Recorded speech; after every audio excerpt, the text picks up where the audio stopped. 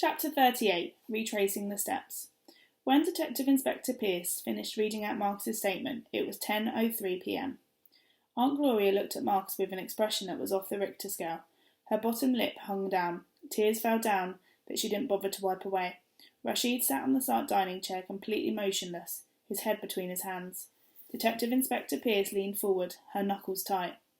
"Marcus," she said, "I want you to think. Take your time.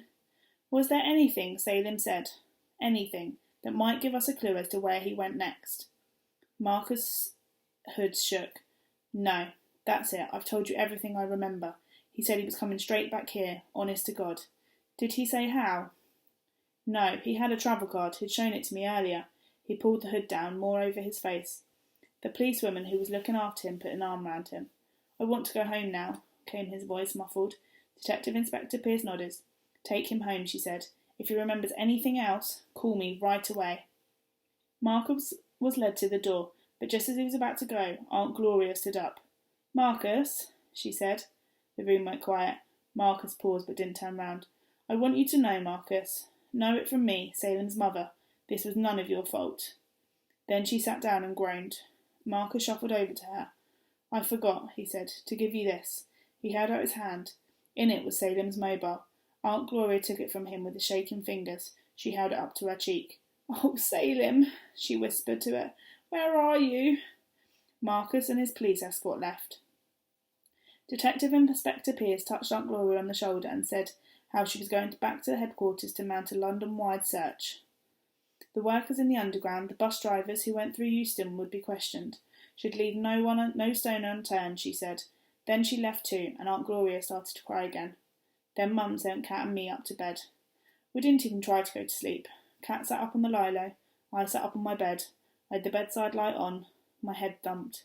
"Ted," Cat said. "What?" "You thought you'd found him, and you hadn't. He's gone again." "Yes, Cat, gone." "I don't like it, Ted," she shivered. "Inspector Pierce doesn't like it either." "No." All along she thought Salem had run away. Now she doesn't think so any more. "No. There are only two possibilities, Ted." "What?" "Either he ran away, or he was kidnapped." "Kidnapped?" "Yes, but why? Aunt Gloria isn't a millionaire, is she?" "Oh, Ted, you're so young. Kids get kidnapped for other reasons." "What other reasons?" "Stop looking at me like a duck that's forgotten how to quack." I stopped tilting my head and blinked. "What other reasons?" My hand shook itself out. Cat lay down, curling up. She didn't go to sleep. I heard no lapping like a dog drinking. After a while, I turned the radio on low. It was the shipping forecast at midnight. The general synopsis at 0000 hours issued by Met Office. Fitzroy, mainly northerly, 5 or 6 becoming variable. Thundery. Fourth time Dodger 6 or 7. Down south the rain came in, the winds rose. I heard tree branches tapping on the roof of our garden shed. I thought of the washing line. Soaked again. Squalls of hard raindrops drummed against the window. I got out my weather book and looked up the section of the Coriolis effect. I heard Salem's voice at Euston Station talking to Marcus. "They're great, Cat and Ted." I thought of the boy on the slab. I thought of Salem, somewhere in the great silent void, or lying somewhere out there in the growing storm. Two possibilities, hiding or kidnapped. "Switch it off, Ted. The radio, it's driving me nuts." It was Cat. I switched it off. "I can't sleep," she moaned. "Cat, you know the theories, the 9 theories?" "Not them again, please." "One of them was right, wasn't it?" "Yeah, number 6, clever clogs. But you remember how I first thought of 8, and then later I thought of the 9th? So, maybe what you said earlier isn't true." "What do you mean?" "You said there were only 2 theories. Either he's hiding or he's kidnapped. But maybe there's a third theory, like the 9th one before, one that we haven't thought of yet." Cat was listening now. She got up and switched on the main light. "Now you're talking," she said. "A third theory. There must be one." She walked up and down beside the lilo, thumping a fist into her palm like a stone hitting paper in the stone scissors paper game you play when you are small. It was the one game I knew how to play, and it was my favourite. I made a scissors out of my hand. It was the third theory we were trying to find. I thought out loud.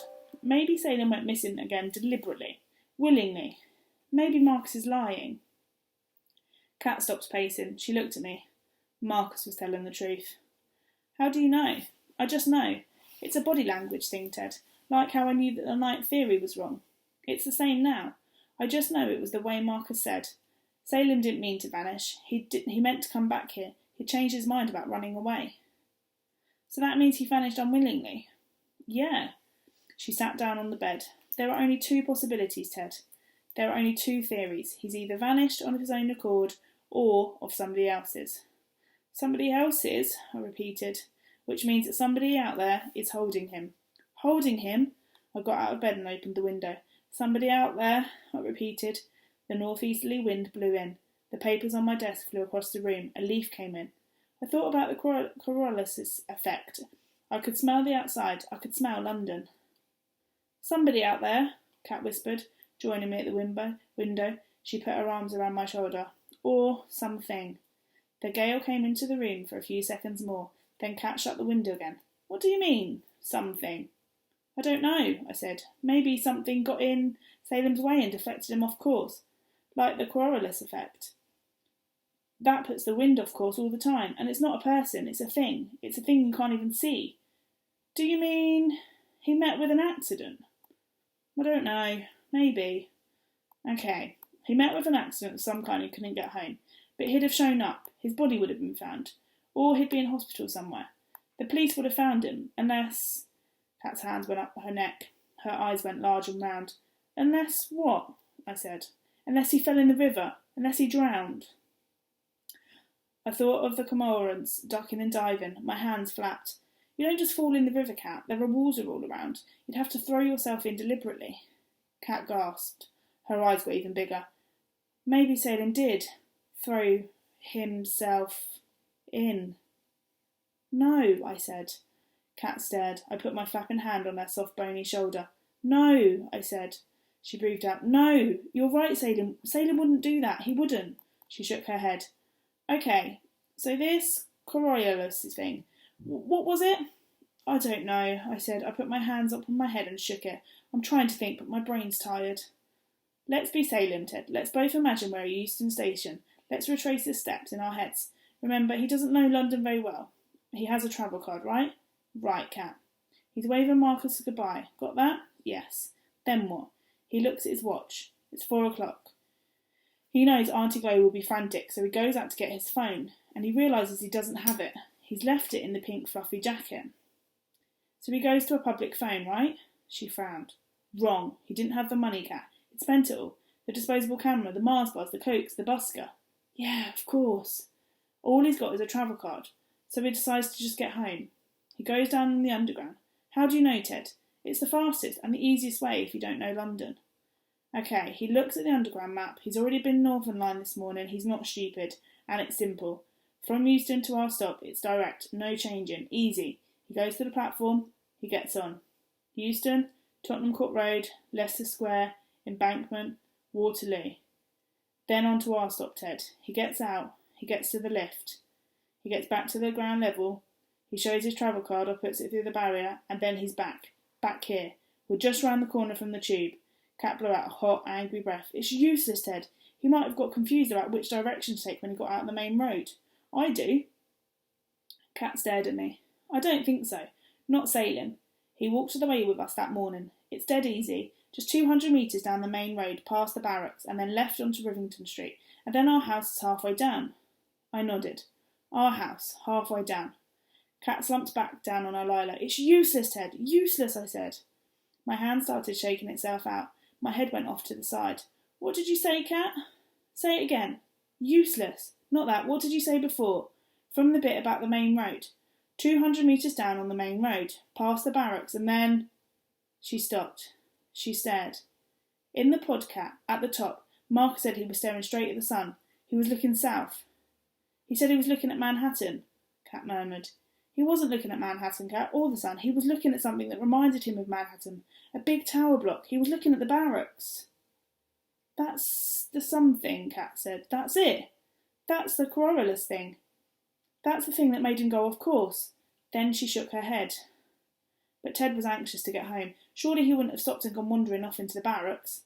He likes tall buildings, Kat. Kat nodded. He had his disposable camera. He might have wanted to take some pictures. I nodded. It was a fine day, Kat. Good views. Views which he knew soon wouldn't exist anymore. Besides, Ted, he may have dreaded Auntie Chloe going ballistic when he showed up. A little delay was maybe appealing. He goes into the barracks just for a quick look. Then what? Dad came home that evening, I squeaked. He said he'd made it secure. He'd locked it up. He hasn't been back since. He said he'd been down Peckhamsdale on another site. He locked it up, Cat, with Salem inside, and nobody's been there since. Salem's in there, Cat, trapped, and the concrete crushers are going in. Tomorrow,